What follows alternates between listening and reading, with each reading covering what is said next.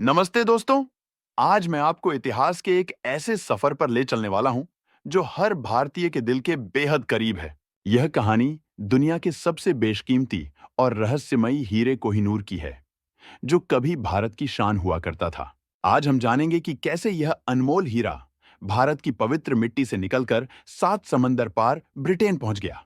इस वीडियो में हम उन गहरी साजिशों और खौफनाक धोखों का पर्दाफाश करेंगे जिनके जरिए हमसे हमारी धरोहर छीनी गई।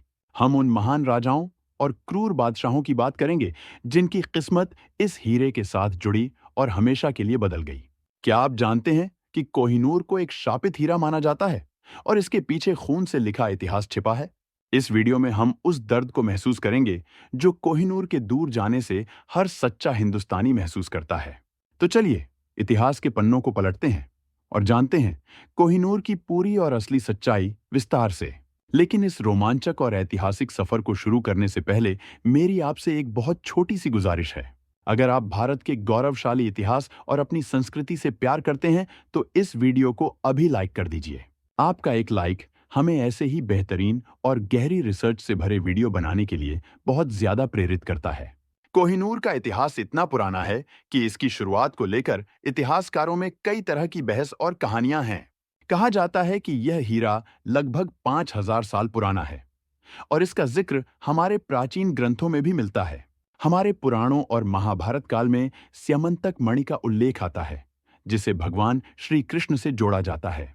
कई विद्वान मानते हैं कि आज जिसे हम कोहिनूर कहते हैं, वह असल में वही पौराणिक स्यमंतक मणि हो सकता है।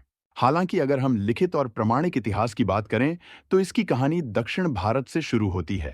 यह हीरा भारत के आंध्र प्रदेश राज्य के गुंटूर जिले में स्थित गोलकुंडा की खदानों से निकाला गया था। प्राचीन काल में गोलकुंडा की खदानें पूरी दुनिया में बेहतरीन और नायाब हीरों के लिए मशहूर थीं। उस समय भारत को सोने की चिड़िया कहा जाता था, क्योंकि यहाँ बेशुमार दौलत और रत्न मौजूद थे। जब यह हीरा धरती के गर्भ से बाहर आया तो इसकी चमक देखकर खदान के मजदूर भी हैरान रह गए थे। शुरुआत में यह हीरा काकतीय राजवंश के पास था, जो उस समय दक्षिण भारत का एक शक्तिशाली वंश था।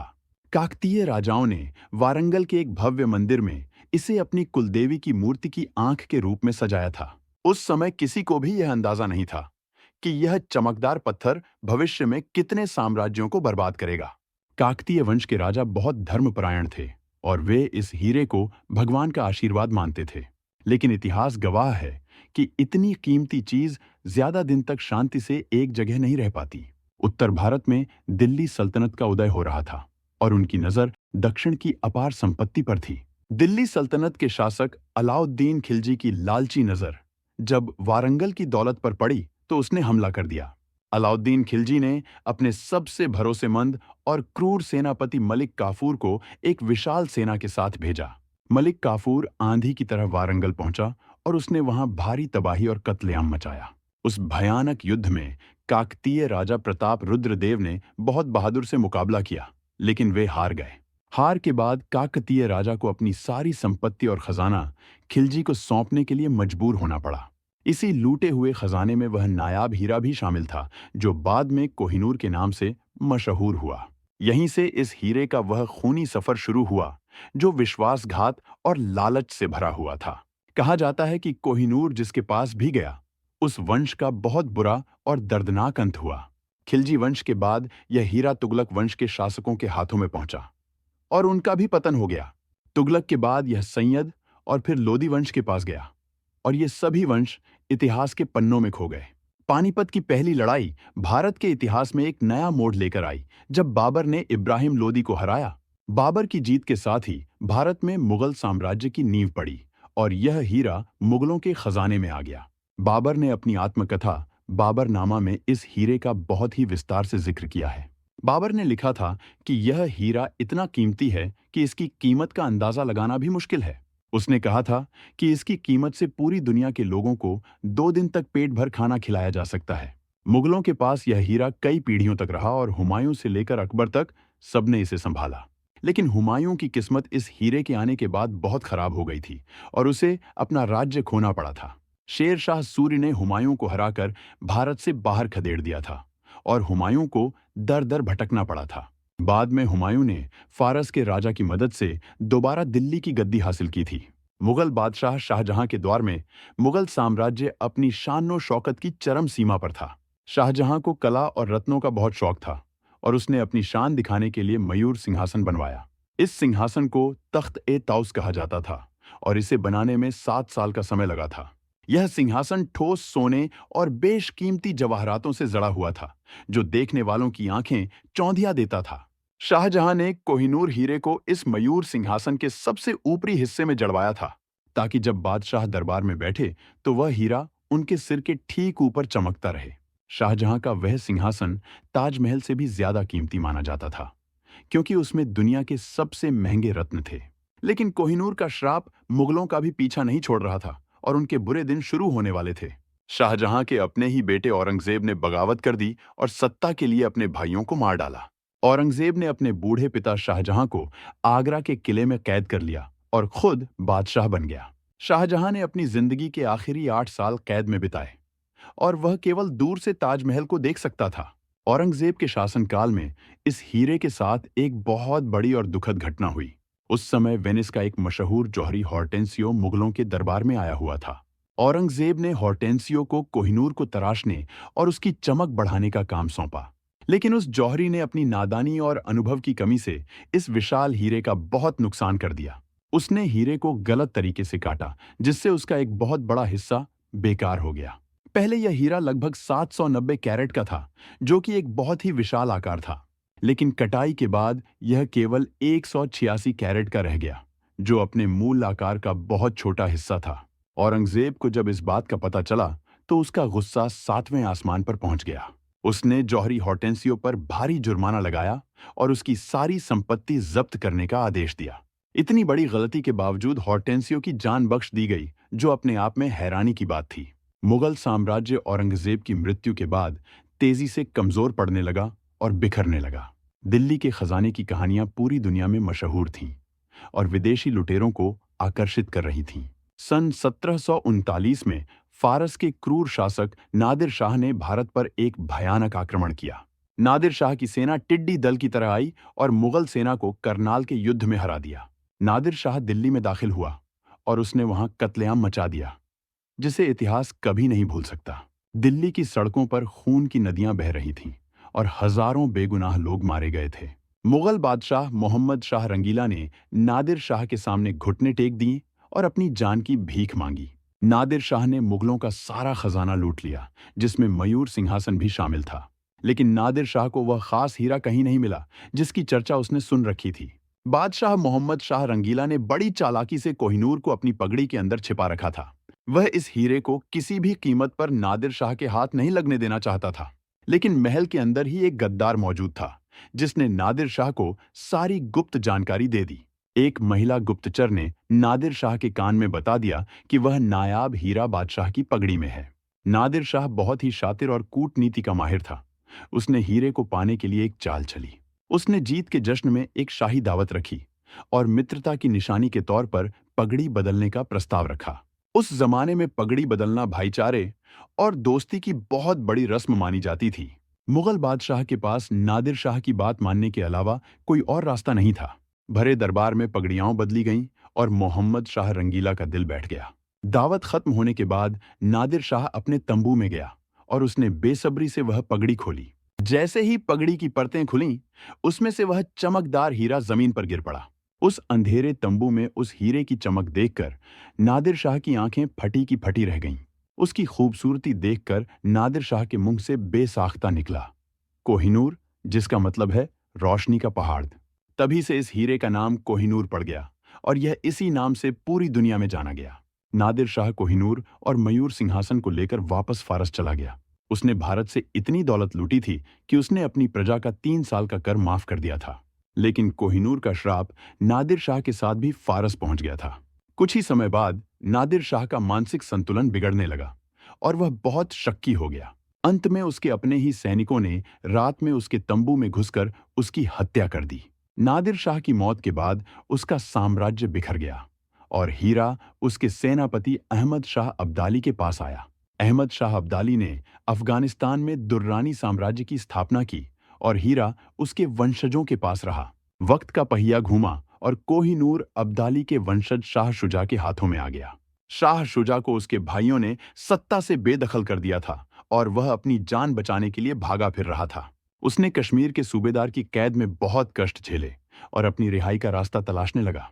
उस समय पंजाब में महाराजा रणजीत सिंह का शासन था, जिन्हें शेर ए पंजाब कहा जाता था।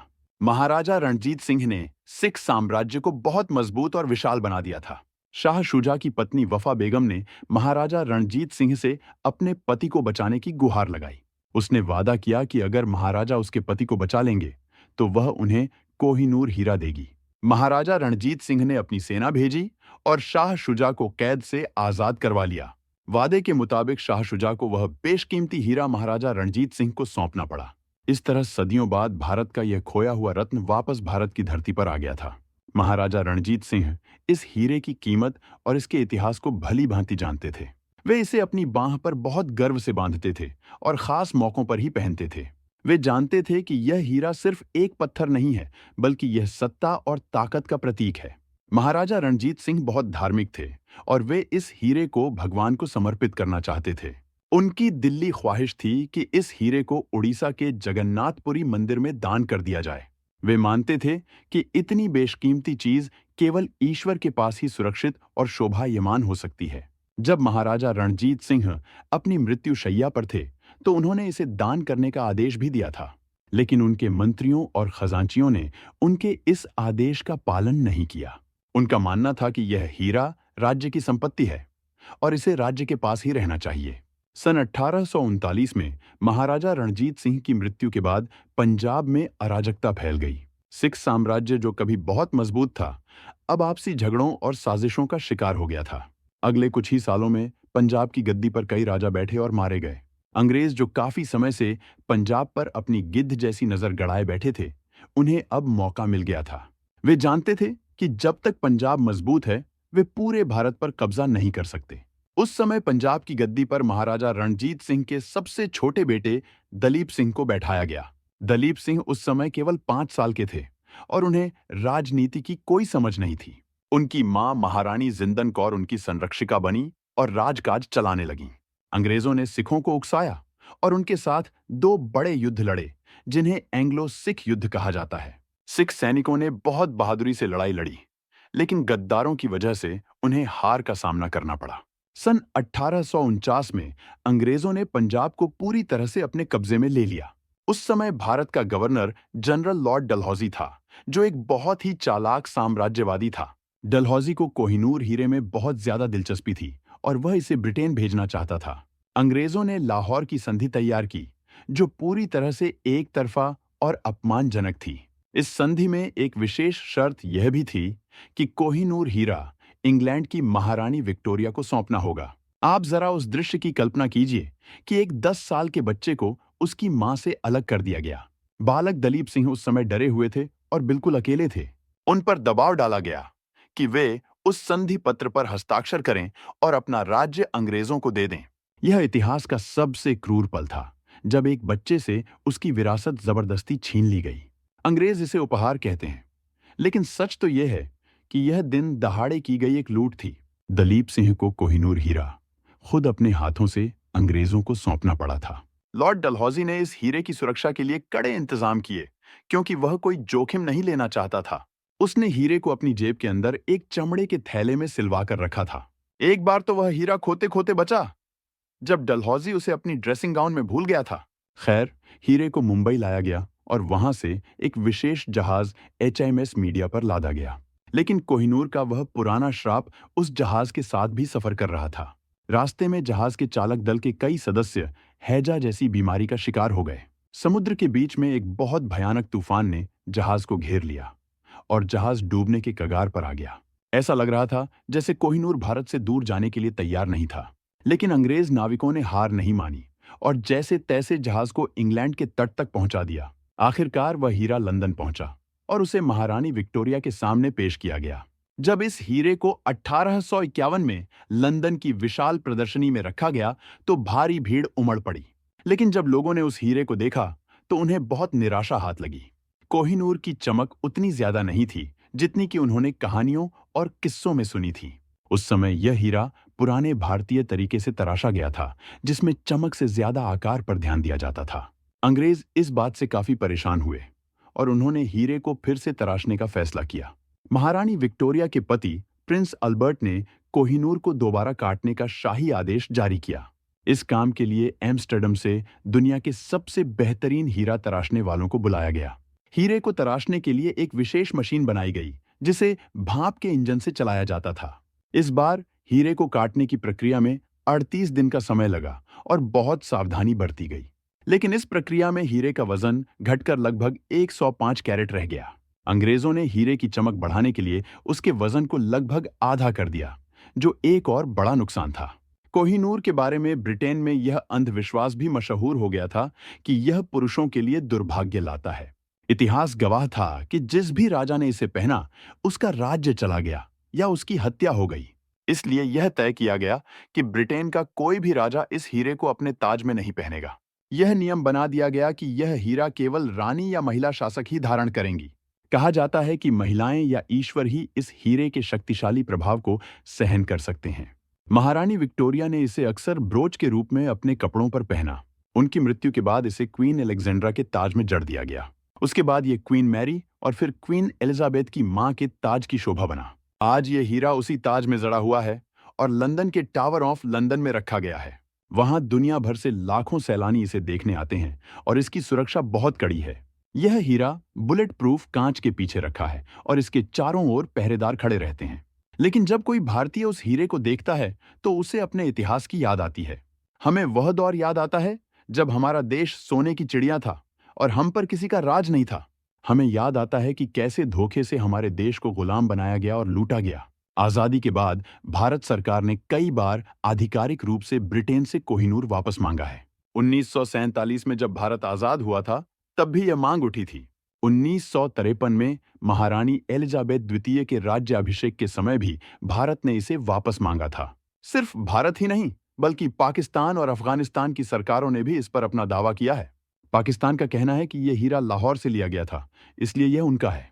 अफगानिस्तान का कहना है कि यह उनके बादशाहों के पास था, इसलिए यह उनका होना चाहिए। लेकिन ब्रिटिश सरकार ने हर बार इन मांगों को सिरे से खारिज कर दिया है। उनका तर्क है कि यह हीरा उन्हें लाहौर की संधि के तहत कानूनी रूप से मिला था। वे कहते हैं कि अगर उन्होंने कोहिनूर लौटा दिया तो उनके सारे संग्रहालय खाली हो जाएंगे, क्योंकि उनके संग्रहालयों में दुनिया भर से लूटी गई बेशकीमती चीजें भरी पड़ी हैं। ब्रिटेन के पूर्व प्रधानमंत्री डेविड कैमरन ने भी भारत यात्रा के दौरान साफ कह दिया था कि वे इसे नहीं लौटाएंगे।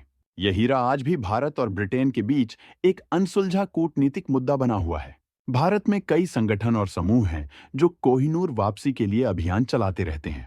सुप्रीम कोर्ट में भी इस मामले को लेकर जनहित याचिकाएं दायर की गई हैं। कुछ बुद्धिजीवी कहते हैं कि कोहिनूर को वापस लाने से इतिहास के पुराने जख्म भर जाएंगे। वहीं कुछ लोग मानते हैं कि वह हीरा शापित है, इसलिए उसे ब्रिटेन में ही रहने देना चाहिए। वे कहते हैं कि जब से यह हीरा ब्रिटेन गया है, उनका साम्राज्य भी धीरे धीरे खत्म हो गया। एक समय था जब कहा जाता था कि ब्रिटिश साम्राज्य का सूरज कभी नहीं डूबता, लेकिन कोहिनूर के वहां पहुंचने के 100 साल के अंदर ही उनका विश्वव्यापी साम्राज्य सिमट गया। यह बात अंधविश्वास हो सकती है, लेकिन इतिहास के संयोग इसे सच साबित करते नजर आते हैं। सच तो यह है कि कोहिनूर सिर्फ एक पत्थर नहीं, बल्कि भारत के स्वाभिमान का प्रतीक है। यह उस दौर की गवाही देता है जब भारतीय कारीगरी और समृद्धि दुनिया में सबसे ऊपर थी। यह हमें याद दिलाता है कि हमें अपनी संस्कृति और अपनी जड़ों को कभी नहीं भूलना चाहिए। कोहिनूर की कहानी हमें यह भी सिखाती है कि वक्त हमेशा एक जैसा नहीं रहता। जो आज ताकतवर है, कल वह कमजोर हो सकता है, और जो कमजोर है वह ताकतवर बन सकता है। महाराजा रणजीत सिंह का वह दौर हमें गर्व महसूस कराता है जब हमने अपनी धरोहर वापस पाई थी, और दलीप सिंह की वह मजबूरी हमें यह सबक देती है कि हमें हमेशा सतर्क रहना चाहिए। आज भले ही कोहिनूर हमारे पास भौतिक रूप से नहीं है, लेकिन उसकी कहानी हमारे दिलों में जिंदा है। यह हीरा बताता है कि भारत का इतिहास कितना गौरवशाली और विविधता से भरा रहा है। गोलकुंडा की अंधेरी खदानों से लेकर लंदन के शाही टावर तक का इसका सफर बहुत लंबा है। इसमें राजाओं का अहंकार भी है और एक बच्चे की बेबसी भी छिपी है। इसमें युद्धों का बहता हुआ खून भी है और शांति की संधियां भी शामिल हैं। कोहिनूर के हर पहलू को समझने के लिए हमें इतिहास को गहराई से और निष्पक्ष होकर देखना होगा। हमें उन कठिन परिस्थितियों को समझना होगा जिनमें हमारे पूर्वजों ने फैसले लिए थे। आज की युवा पीढ़ी के लिए यह जानना बहुत जरूरी है कि हमारा असली अतीत क्या था, क्योंकि जो समाज अपना इतिहास नहीं जानता, वह अपना भविष्य कभी बेहतर नहीं बना सकता।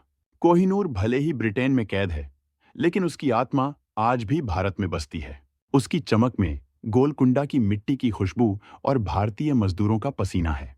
हमें उम्मीद है कि एक दिन ऐसा जरूर आएगा जब कोहिनूर वापस अपने घर लौट सकेगा। शायद भविष्य में अंतर्राष्ट्रीय कानून बदलें और यह ऐतिहासिक गलती सुधारी जा सके। लेकिन जब तक वह वापस नहीं आता, हमें उसकी सच्ची कहानी दुनिया को सुनाते रहना होगा। हमें दुनिया को बताना होगा कि यह हीरा भारत का था, भारत का है और हमेशा भारत का रहेगा। इस हीरे की कहानी में लालच और धोखे के साथ साथ साहस और बलिदान भी है। यह हमें सिखाता है कि धन दौलत से ज्यादा कीमती है हमारी आजादी और हमारा आत्मसम्मान। अंग्रेजों ने भले ही हीरा ले लिया, लेकिन वे भारत की उस अदम्य भावना को नहीं ले जा सके। आज भारत दुनिया की एक बड़ी आर्थिक और सैन्य शक्ति बन चुका है। हम अपनी खोई हुई प्रतिष्ठा को वापस पाने के लिए सही दिशा में आगे बढ़ रहे हैं। सरकार कूटनीतिक रास्तों से अपनी सांस्कृतिक धरोहरों को वापस लाने का प्रयास कर रही है। हाल ही में कई पुरानी मूर्तियां और कलाकृतियां विदेशों से भारत वापस लाई गई हैं। यह इस बात का सबूत है कि बदलाव आ रहा है और दुनिया भारत की बात सुन रही है। कोहिनूर की वापसी का मुद्दा भावनात्मक है और यह करोड़ों भारतीयों की भावनाओं से जुड़ा है। यह लड़ाई लंबी हो सकती है, लेकिन हमें न्याय की उम्मीद कभी नहीं छोड़नी चाहिए। दोस्तों, आज हमने कोहिनूर के पूरे इतिहास को बहुत ही बारीकी और विस्तार से जाना। हमने देखा कि कैसे एक छोटे से पत्थर ने दुनिया के बड़े बड़े साम्राज्यों को हिलाकर रख दिया। हमने उन राजाओं के बारे में जाना जो इसके मोह में पड़कर पूरी तरह बर्बाद हो गए। हमने अंग्रेजों की उन चालबाज नीतियों को समझा जिनके जरिए उन्होंने भारत को लूटा। यह कहानी सिर्फ बीते हुए कल की नहीं है, बल्कि यह हमारे आज से भी जुड़ी है। यह हमें याद दिलाती है कि हमें अपनी धरोहरों का सम्मान और संरक्षण करना चाहिए। हमारे देश में ऐसे हजारों किले और स्मारक हैं जो हमारे गौरवशाली इतिहास की गवाह हैं। हमें उनकी देखभाल करनी चाहिए ताकि आने वाली पीढ़ियां भी उन पर गर्व कर सकें। कोहिनूर की यह दास्तां सुनकर यकीनन आपका सीना भी गर्व से चौड़ा हो गया होगा और साथ ही उस ऐतिहासिक अन्याय का दर्द भी महसूस हुआ होगा। मैं आशा करता हूं कि आपको आज का यह वीडियो और यह जानकारी पसंद आई होगी। मैंने पूरी कोशिश की है कि इतिहास के हर पहलू को आपके सामने सच्चाई से रख सकूं। अगर आपको लगता है कि इस वीडियो से आपको कुछ नया और महत्वपूर्ण जानने को मिला है, तो आज की चर्चा को हम यहीं पर विराम देते हैं, लेकिन इतिहास का सफर जारी रहेगा। जाने से पहले मैं आपको एक बार फिर याद दिलाना चाहूंगा कि हमने आज क्या-क्या सीखा। हमने कोहिनूर की उत्पत्ति, उसके पौराणिक महत्व और उसके खूनी सफर के बारे में बात की। हमने महाराजा रणजीत सिंह की वीरता और बालक दलीप सिंह की विवशता को भी जाना। अगर आपको यह वीडियो दिल से अच्छा लगा है तो प्लीज इसे लाइक जरूर करें। आपका एक लाइक हमें बताता है कि आपको हमारी मेहनत और हमारा काम पसंद आ रहा है। यह हमें और भी बेहतर और ज्ञानवर्धक कंटेंट बनाने के लिए नई ऊर्जा देता है। इस वीडियो को अपने दोस्तों और परिवार के साथ ज्यादा से ज्यादा शेयर करें ताकि वे भी भारत के इस अनमोल रत्न की असली और पूरी कहानी जान सकें। अगली बार हम फिर मिलेंगे एक और रोमांचक, रहस्यमयी और ऐतिहासिक कहानी के साथ। तब तक के लिए अपना बहुत ख्याल रखें और अपने देश के इतिहास पर हमेशा गर्व करें। धन्यवाद दोस्तों। जय हिंद, जय भारत।